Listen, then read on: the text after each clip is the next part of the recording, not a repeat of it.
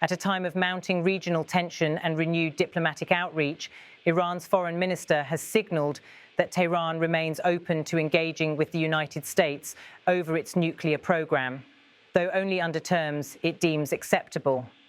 In his first wide-ranging interview since the war triggered by airstrikes on Iranian nuclear facilities, Foreign Minister Abbas Araghchi reiterated, "We are still ready to negotiate with the US on Iran's nuclear file." He added that Iran believed Washington was currently not really keen for a negotiation. The remarks, made during an exclusive interview with a major international broadcaster, come against a backdrop of fractured diplomacy. The United States, led by President Donald J. Trump, had in April launched indirect negotiations mediated by Oman, a path Tehran accepted via Araghchi, only for the process to collapse in mid-June when Israel struck multiple Iranian nuclear sites. Iran responded with force, triggering a 12-day war that ended in a ceasefire on June 24, 2025. In the aftermath, Iran largely suspended cooperation with the IAEA. Over subsequent months, inspectors have only had partial access.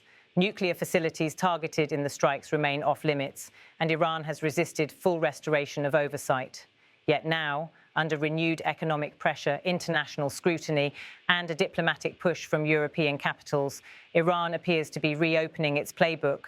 Araghchi travelled to Paris in November 2025 to meet with French officials, a visit planned to coincide with fresh efforts by Western powers to nudge Iran back into compliance with IAEA obligations. During the interview, Araghchi also confirmed long-awaited progress on another front, the expected release of detained French prisoners. He said Tehran anticipates the exchange, freeing French nationals in return for an Iranian citizen held abroad, to happen over the next 1 or 2 months. On the broader regional conflict, Araghchi cast the June war as a turning point. Iran emerged victorious, he declared, referring to Iran's resilience in the face of what he described as external aggression. The willingness to negotiate, as expressed by Araghchi, marks a subtle shift in Tehran's public posture. But analysts caution this may amount to highly conditional diplomacy, more a strategic olive branch than a commitment. Since the war, Tehran has faced mounting economic pressures. Sanctions remain in force, and foreign investment is scarce. In this context, reopening diplomatic channels, whether for prisoner exchanges or nuclear talks, could serve as leverage, giving Iran room to demand sanctions relief, security guarantees, or a reset of regional alignments. However, Tehran's insistence on retaining uranium enrichment and its rejection of sweeping limitations on its missile and regional influence capabilities remain firm. In earlier statements, Araghchi described US demands such as zero enrichment and severe restrictions on Iran's defensive posture as illogical and unfair. Still, in October 2025, Araghchi told reporters that Iran would consider any proposal from Washington that was fair and balanced, signalling some flexibility, but only within boundaries Tehran defines. From Washington's side, however, there is little clarity. While President Trump has publicly signaled openness to a deal, US officials reportedly continue to insist on dismantling Iran's most sensitive enrichment capabilities, a red line for Tehran. With the US-Iran track stalled, European powers are emerging as active mediators. France's decision to host Araghchi in Paris underscores Western determination to prevent further nuclear escalation and to restore a semblance of stability in the Middle East. French authorities state the visit aims to push for a swift resumption of cooperation with the IAEA.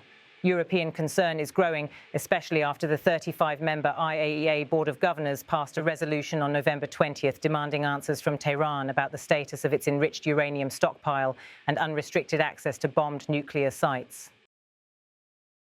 Iran, for its part, has rejected the resolution, calling it anti-Iranian and warning of retaliatory measures, including possibly resuming uranium enrichment beyond prior thresholds. Pro-Tehran lawmakers further urged the foreign minister to approach diplomacy from a position of strength, signalling that any renewed talks must not compromise core national interests. For Iran, reopening diplomatic doors offers potential gains, relief from crippling sanctions, unfreezing of foreign assets, resumption of oil exports, and a chance to rebuild international partnerships. But for Western powers and regional states, including nations alarmed by Iran's missile arsenal and regional proxies, any deal must come with robust safeguards. That means verifiable limits on uranium enrichment, transparent oversight by the IAEA, and perhaps restrictions on Iran's support for armed groups abroad. In past negotiations earlier in 2025, mediated rounds proposed a three-step framework: temporarily reduce uranium enrichment, restore oversight, then, conditional on compliance, progressively dismantle higher-risk nuclear infrastructure. Tehran accepted the first round of these talks in April 2025, but balked at demands for full disarmament, especially under pressure from hardliners who view such steps as compromising Iran's sovereignty and deterrence. Now, with regional dynamics shifted after the war, Tehran appears willing to flirt again with diplomacy, but only on its own terms. Iran's internal politics adds another layer of complexity. While the current foreign minister and the president's office may see diplomacy as a pragmatic move to ease economic and diplomatic isolation, powerful factions, including lawmakers and security elites, continue to view Western overtures with suspicion. As noted in recent parliamentary recommendations, Iranian legislators are urging the government not to approach Europe or the US from a weak position, but from one of strength. That means any agreement must safeguard Iran's strategic autonomy, preserving minimal enrichment capacity, ensuring missile capabilities remain intact, and maintaining regional influence. These demands suggest that any revived negotiations will be slow, hard-fought, and likely to yield only incremental progress. Paris diplomacy. Araghchi's current trip to France may set the tone for renewed multilateral engagement, especially if European capitals align on a push for Iran to reopen its facilities to IAEA inspectors, IAEA pressure. Should Tehran continue refusing access, the international watchdog may escalate its demands, possibly triggering new rounds of sanctions or diplomatic isolation. Prisoner exchange.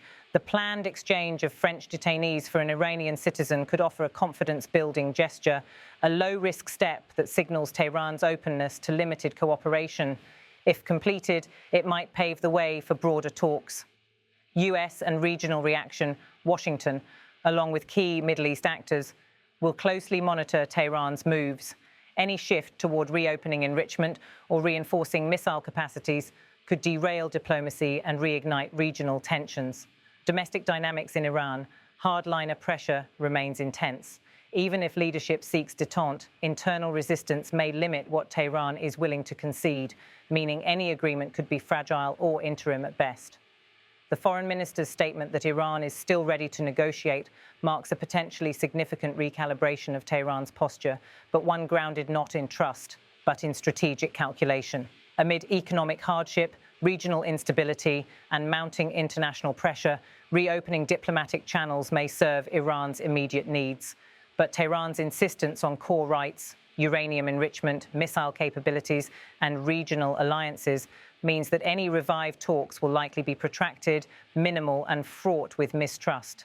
At this juncture, the world is witnessing what might be a tactical shift, a window of diplomacy, not of capitulation, and a reopening of negotiations on Tehran's terms under close watch.